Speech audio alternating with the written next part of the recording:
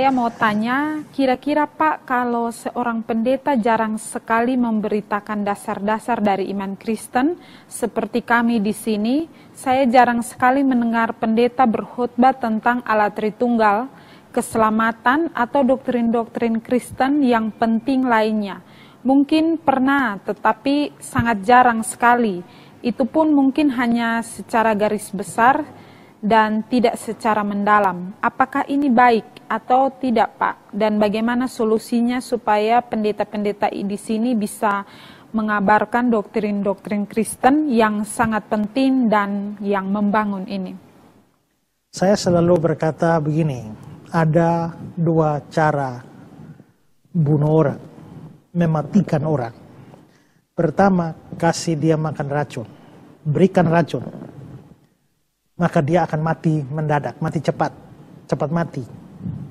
Tapi yang kedua, jangan kasih racun, tapi jangan juga beri makanan yang baik, yang bergizi, ya, yang mengandung unsur-unsur yang penting bagi tubuh. Nah, yang kedua ini tidak mendadak, tapi lama-lama akan kurus, kering, dan mati. Jadi dengan racun itu mati cepat, tidak kasih makanan bergizi akan mati pelan-pelan. Nah, itulah dua cara membunuh. Sama juga secara rohani.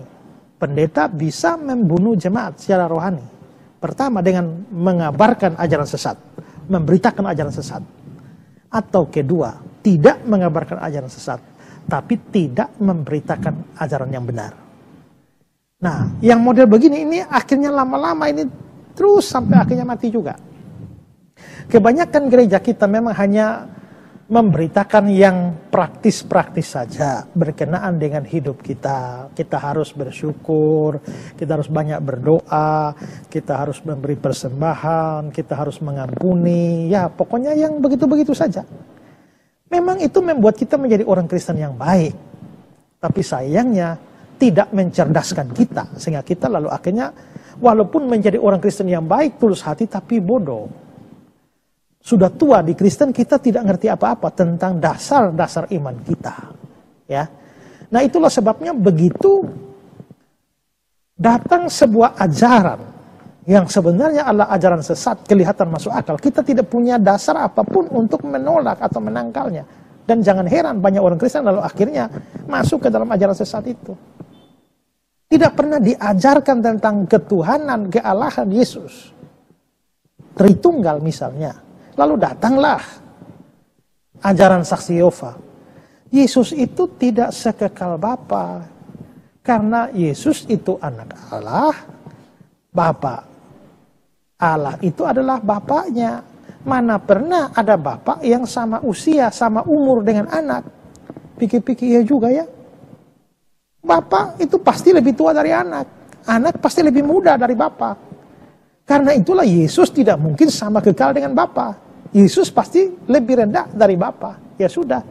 Akhirnya jadilah saksi Yehova. Ya. Lalu datang tanya lagi. Mana Yesus disebut sebagai Allah anak? Yang ada Yesus itu anak Allah, bukan Allah anak. Begitu kita mulai kaget. Oh iya ya. Nah sudah. Karena kita tidak belajar dengan baik itulah. Begitu Pak Yosua Teo datang dengan ajarannya, banyak orang ikut itu.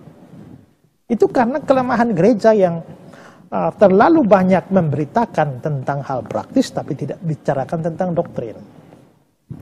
Tidak seimbang, mestinya seimbang. Kalau doktrin kebanyakan, tapi tidak praktis juga, orangnya menjadi orang pintar, tetapi menjadi orang Kristen yang buruk.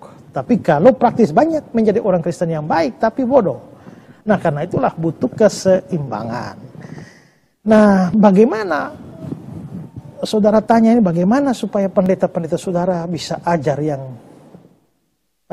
doktrinal juga. Ya, saya tidak tahu. Mungkin saudara perlu bicarakan di dalam gereja saudara. Rapat majelis kah atau bagaimana memberikan usulan. Karena menurut saya itu juga tidak mudah. Karena kadang-kadang ada pendeta yang siap untuk mengajar doktrin. Tapi jemaat tidak siap. Maunya ya khotbah ya renung. Perenungan. Jadi mereka merenung terus. Ya, tapi kalau berpikir secara mendalam tidak mau. Apa yang bisa dibuat dengan durasi khotbah yang diberikan hanya 15-20 menit? Kan susah itu. Mau bicara doktrin baru pendahuluan sudah habis waktu. Bahkan ada pendeta yang bilang kalau pendeta khotbah 15 menit itu Tuhan bicara. Lewat dari 15 menit sudah bukan Tuhan yang bicara, itu pendetanya, orangnya yang bicara. Lewat dari 30 menit itu sudah setan yang bicara. Itu ada pandangan begitu. Ya.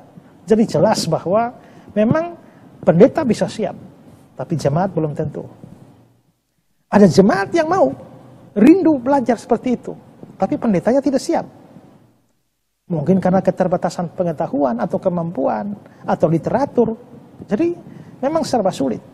Karena itulah maka mungkin harus didorong baik jemaatnya maupun juga pendetanya itu harus mempunyai kecenderungan dan kerinduan yang sama. Kalau itu terjadi, maka kita bisa punya harapan yang baik untuk kekristenan yang lebih baik. Jadi saran saya adalah coba saudara sharing, mungkin saudara di sebuah gereja, sharinglah dengan teman-teman yang kira-kira punya pikiran yang sama, ajaklah beberapa majelis gereja untuk mendiskusikan itu. Kalau setuju, coba majukan dalam sidang atau rapat majelis yang meminta supaya hal seperti itu bisa dilaksanakan di tengah-tengah gereja saudara.